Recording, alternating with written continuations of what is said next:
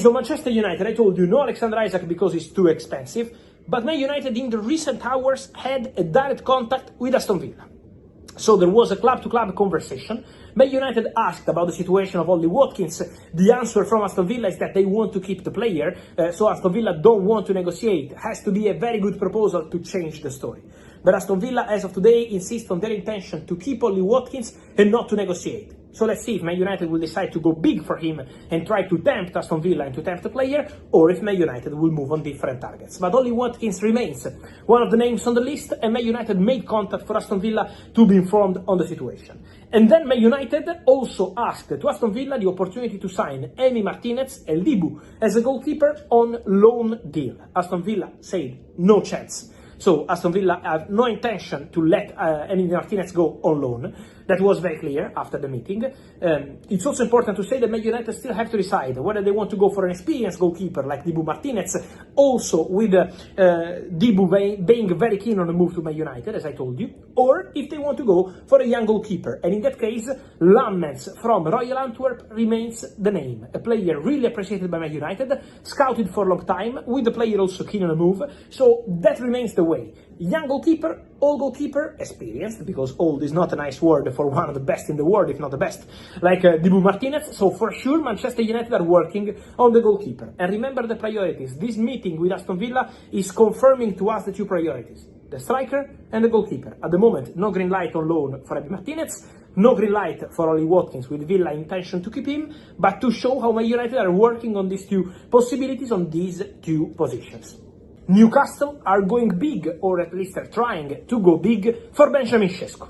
Newcastle are on it. Newcastle, from what I understand, I can add this detail tonight, are prepared to make a proposal to the player and to present their project to the player. Newcastle really want to try to bring Benjamin Sesko. That will be massive. It's not easy because, as I mentioned in the previous video, there is this kind of gentleman agreement between Sesko and Leipzig. He can leave the club for a special club, and the special word is decided by Sesko. So only if Sesko goes to Leipzig and says, okay, for me this club could be okay, in that case the price tag can be 70-80 million euros range plus 5-10 million euros add-ons, something around that, as a gentleman agreement with Leipzig. Newcastle are informed about that, and Newcastle now want to speak to those close to the player and present their project. So Newcastle are going big on Sesko. Why? Because they know Alexander Isak is pushing to leave the club this summer. Liverpool are there, guys. Liverpool are the club working on a deal for Alexander Isak. So Liverpool are on it. Liverpool spoke several times with those close to the player. Liverpool remain interested even after signing Hugo Ekitike. So Liverpool are on it for Alexander Isak. Then, as I mentioned today, it's going to be important to clarify the Luis Diaz situation as soon as possible. It's not only a technical point, it's also a financial point. To raise some money and then can reinvest also on Alexander Isak. But Liverpool are ready. Liverpool want to go big. Liverpool believe that if Newcastle will open the doors to this opportunity, they can be ready to really try to sign Alexander Isak. As I mentioned today, I'm not aware of Al Hilal pushing in this moment. From what I heard, it's not something really concrete now. In case it will become, I will let you know. But as of today, I have to inform you on what I know, and what I know is that at the moment it's not something concrete. And also important to say that for Alexander Isak, Man United are not part of the conversations. Man United want to sign a top striker, but Isak is too expensive, so Man United are not working on this deal. And also Chelsea, there was some rumor today after the story of Alexander Isak exploring a move away from Newcastle. No, Chelsea are not part of the conversation, not interested. They are very happy with the strikers they sign and the strikers they have, so they are not working on a deal to sign Alexander Isak. They wanted him 1 year ago. 1 year ago was a possibility for Chelsea to try. Now is not the case. Well, if Isak does leave, Newcastle are interested in signing the RB Leipzig striker, Benjamin Sesko. Now, they've explored the conditions of a deal for the 22-year-old, and it's our understanding that Sesko's camp turned down a proposal from a Saudi Pro League club this week.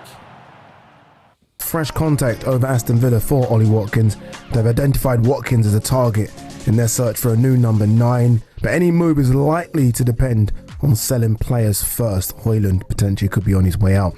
Villa reportedly value him at around 60 million, and he scored 16 goals in 38 games last season. I know this is a sore subject for you, Mr. Gbonloho. What about the striker search? I mean, there was talk that they were in for Ekitike. He's going to Liverpool. From the ones that are left, Sam, you know, there's talks Benjamin Sesko, Nicholas Jackson's been mentioned, Ollie Watkins. Apologies to bring him into it, but do you think that Manchester United will push for a striker? I saw someone suggesting just play Cunha as the 9.